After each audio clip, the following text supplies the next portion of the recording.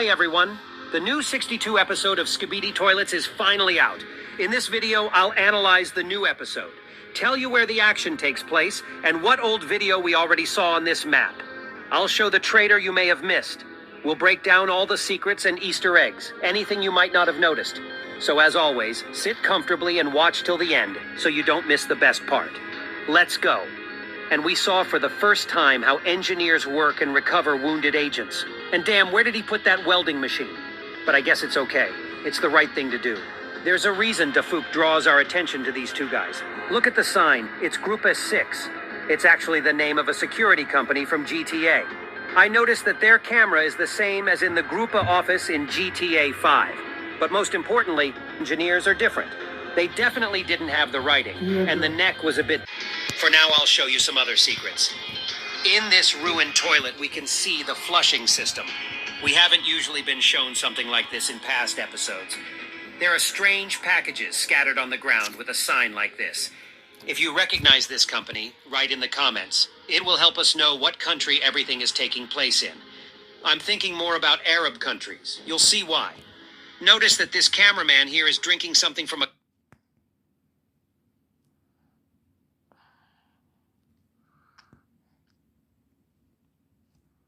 cup. It's like his lower camera is his mouth.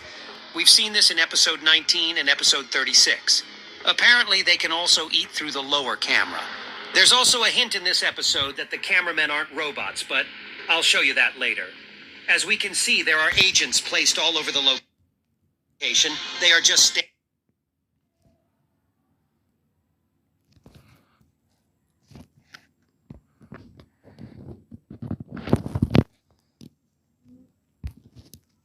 standing around or patrolling the buildings. It looks like this area has been completely taken over by the Alliance. I'll show you that later. As we can see, there are agents placed all over the location.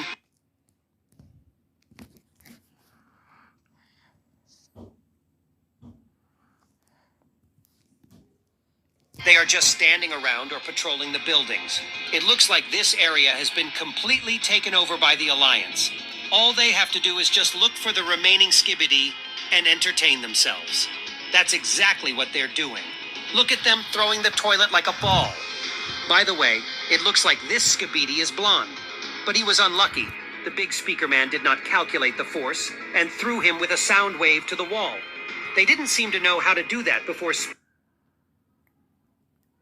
woman appeared.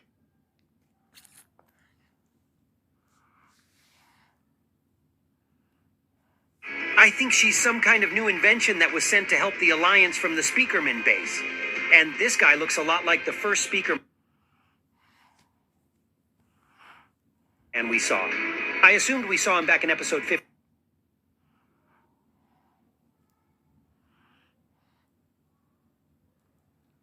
nine, but we didn't. These guys have very dark suits, and this guy is wearing a light gray suit, white shirt, and a black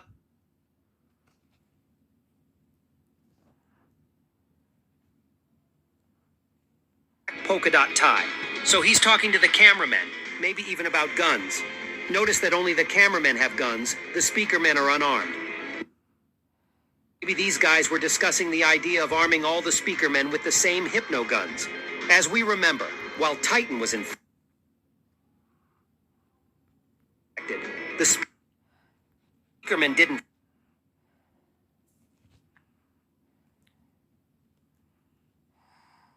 fight for some reason. I guess they're just not trained to handle that kind of weapon. Now it's time to dive deeper.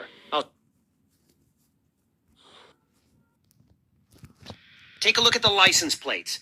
First of all, these numbers are an Easter egg from Half-Life 2. They represent the zip code of a town in West Virginia called Freeman. In case you didn't know, the main character in this game is named Gordon Freeman. We saw him a lot in the early episodes. But that's not the whole meaning. Also, the number 24 is written separately. And in this episode, we saw exactly this speaker man. I also tried adding all the numbers together, and it came out to 19. And you're going to be shocked, but in episode 19, we first saw this guy with a cup of soda or something.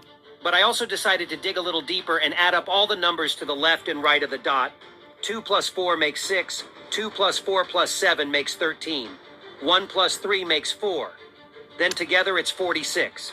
And you know, I'm not crazy. That's exactly the car we see in this episode. At first, I didn't understand how these episodes were connected, but then I had a theory. I'll tell you that later. Note that when the skibidi toilets showed up, everyone just stood there. No one tried to attack them with a gun. I think the skibidi haven't been in this place for a while, how these episodes were connected, but then I had a theory. I'll tell you that later. Note that when the skibidi toilets showed up, everyone just stood there. No one tried to attack them.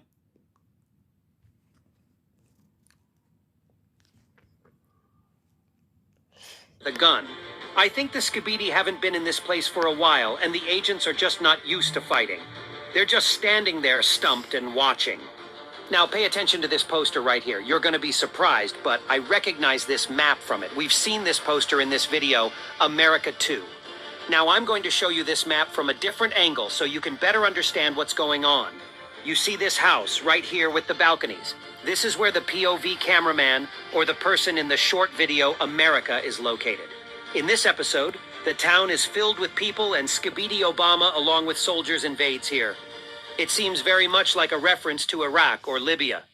I didn't find any signs of a specific country though, so maybe the allusion is generally to US aggressive policy in the East. At the very beginning of the video, there is a little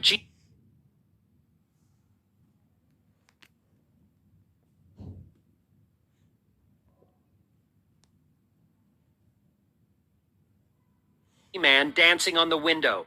There are two toilets in the house opposite each other. By the way, the first second's male 07 is smiling, but then his face turns dramatically serious. Pay attention to this blue car. I can assume that it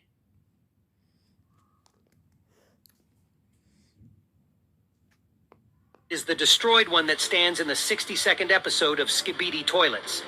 This poster here is the cover of the album Outside the Gate by Killing Joke. That album contains the exact same song that plays in this video. But since the song was released in 1988, it doesn't apply to Obama, since he wasn't president then. And on this one, I was able to translate this caption, "Say hello an unjust world."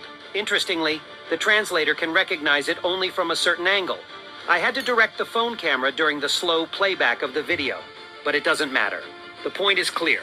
The US has pursued an aggressive policy in the East, and Dafuk once again mocks this injustice.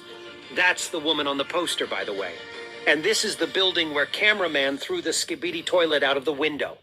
The gray speaker man and the cameraman stood somewhere near these boxes. Anyway, I can see that at the end of the short video, America seems to have taken over this location, and now the cameramen are standing here.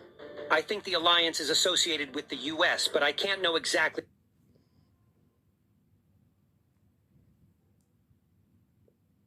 what Dafuk meant. Maybe it has nothing to do with the real world. Now you can get a better look at the location. And we'll go back to analyzing episode 62. Notice that the building in the distance is tilting like it's about to fall.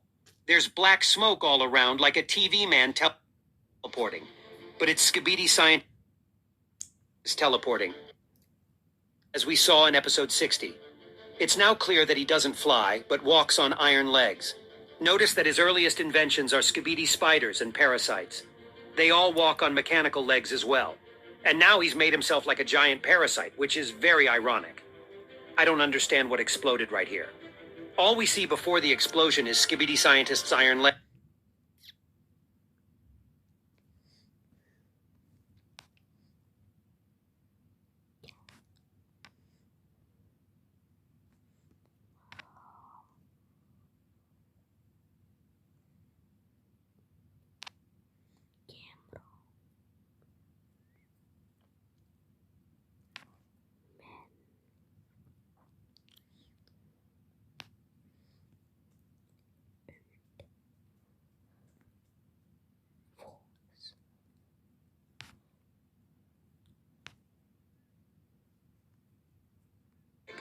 But unfortunately, the gray speaker man was right next to the explosion.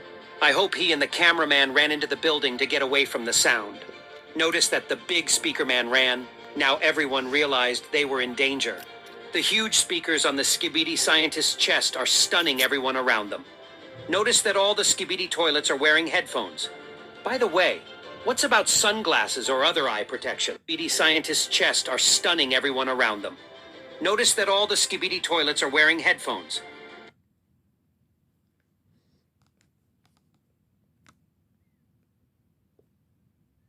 By the way, what's about sunglasses or other eye protection? Yeah, the TV men haven't attacked the skibidi in a while since their Titan is injured. Maybe it's just like when Titan Speakerman was infected. All the Speakermen were hiding. But maybe it's something else because the TV men didn't disappear. And then the POV cameraman turns around and there are headphones in front of him, even though no one around him had them. I'm pretty sure this agent is the traitor, but we can't figure out who it is. You see everyone...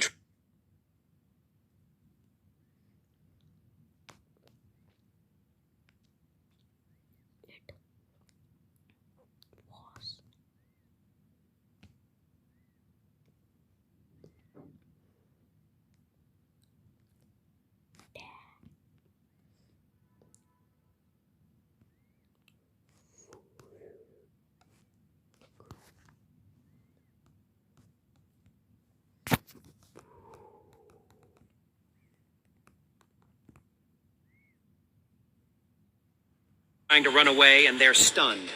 The one in front of us doesn't run. He doesn't care about the loud noise. Also notice that Skibidi Scientist doesn't attack him or POV Cameraman. Skibidi Strider comes out from around the corner. He looks right at us but doesn't attack. The scientist just walks farther away, even though he was looking at us the whole time. It seems that the Skibidi know that the TV men are streaming what the POV cameraman sees. The Skibidi didn't destroy him on purpose, so he'd show the whole scene to the Titans and scare them. Therefore, this mystery guy was definitely helping them do that, because he's on the Skibidi toilet side. He had headphones beforehand, and he knew the plan, so he gave the headphones to the POV cameraman. Let's assume who that might be. In fact, it could be any regular agent. For example, this is where the speakerman sits, but he's probably not the traitor. Theory 1, he teleported behind our back and threw the headphones on the floor. I've already said many times why they're suspicious. I don't think I need to repeat myself. Theory 2 is about these engineers over here. They don't look like they used to. Maybe they're the ones who are fake. And then we see these two mutants. We'll talk about them later, but they're made from agents. So the Skibidi toilets capture them, which means someone could be betraying the Alliance and helping the toilets to survive. And it could be anyone. So for some reason, Dafouk focuses our attention on these two guys at the beginning. They have weird stickers on their cameras. But also these guys haven't been in the frame since the very first shots.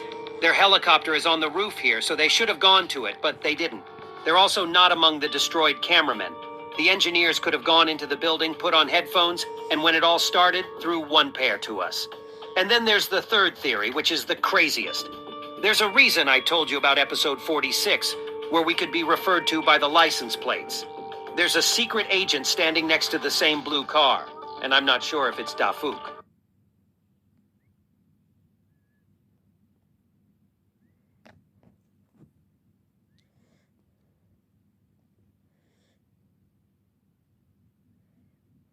He seems to have black pants and a blue blazer, and Dafouk has a black one. Anyway, this secret agent could be helping Skibidi Toilets and giving headphones to us. Now let's turn our attention to G-Man. His face is still as battered as ever, but his eyes have gone white. And when I realized that, I got goosebumps. Remember in episode 60 when the Astro Toilets attacked G-Man? I assumed it was because he brought the cameramen with him, but the scientist defended him, as if he thought G-Man could be trusted. But as we remember, he did see the cameramen. What if the scientist only pretended to trust G-Man, but he actually did something to his brain in the lab?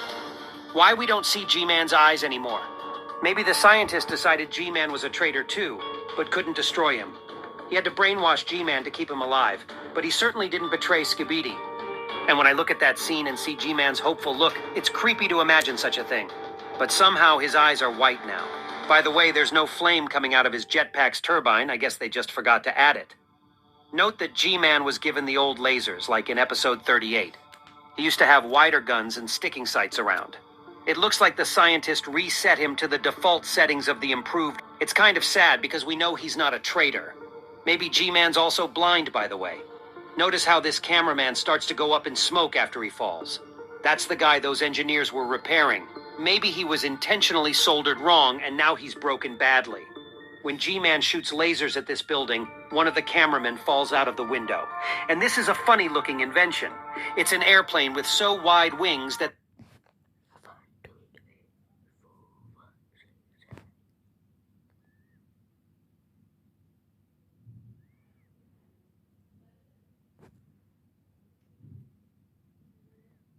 they need their own rotors. Note that huge cannon in our favorite sussy spot. I don't understand why they would drop bombs on this location. Maybe it's also a reference to the US or something. Notice that the engineers' helicopters explode, but we don't see the projectiles. The last time we saw something like that was from Titan Cameraman's cannon shots. By the way, he threw his cannon away in episode 55 when it was ignited by radioactive smoke. Maybe the Skibidi picked it up and rebuilt it. Anyway, I don't see anyone shooting around.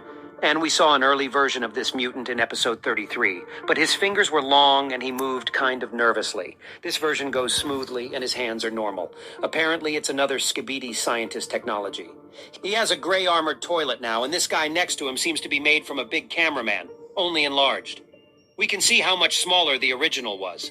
He also looks similar to the big TV man in size, but his shirt is white, while TV man has a dark shirt.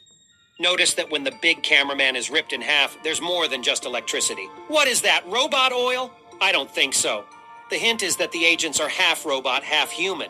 This is definitely not the same mutant from episode 33, because he was destroyed in episode 37 by the cured big speakerman. Notice how this mutant picks up the camera with his hand and is about to saw it off. Maybe he also wants the tapes. Maybe he needs to report to his management, which means there are Skibidi bosses more important than the scientist. That's all for now. Hope you've joined my Discord.